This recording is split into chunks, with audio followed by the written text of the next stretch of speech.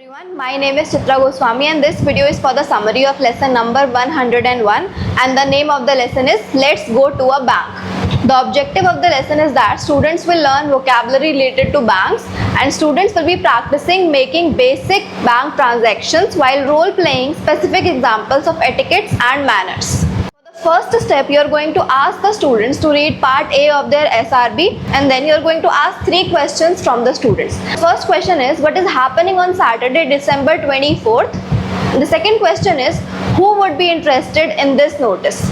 And the third question is, are all the banking services closed? What's open? Then you are going to take responses for these questions from the students. Second step, the students are going to refer to the businesses conducted in a bank and you are going to help the students to review the vocabulary in part B of the SRB and they are going to match them. In the third step, with the help of roles and functions, the students are going to name some designations commonly found in a bank and their approximate role.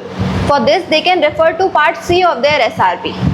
You can also share that some universities in India offer bachelor degrees for banking and insurance. For the fourth step, you are going to instruct the students to read the conversation in part D of their SRB and then you will assign one of the following scenarios to pairs and ask them to prepare a role play. You can divide the scenario according to the strength of the classroom and you can give some time for preparation. And after that, the students will be presenting their role play. After each role play, other students are also going to provide feedback to the students who are doing the presentation.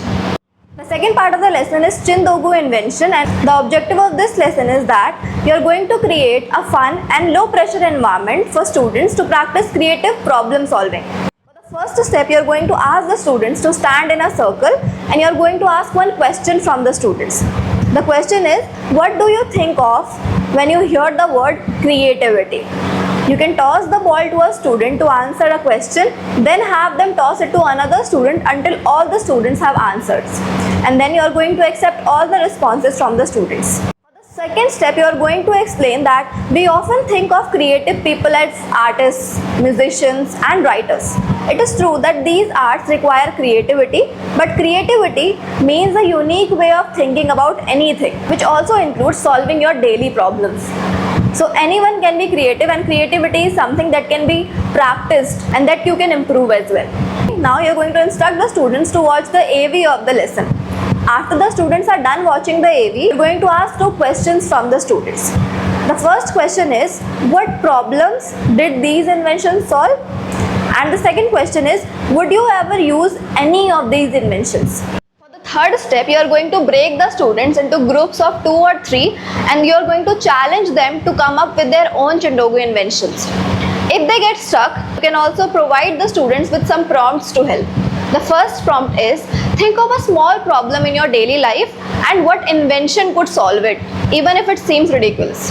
The second prompt is, how could you combine 2 household items to make a new one? For example, Kawakami combined umbrellas and shoes to make umbrella shoes, or a mop and baby clothes to make a baby mop.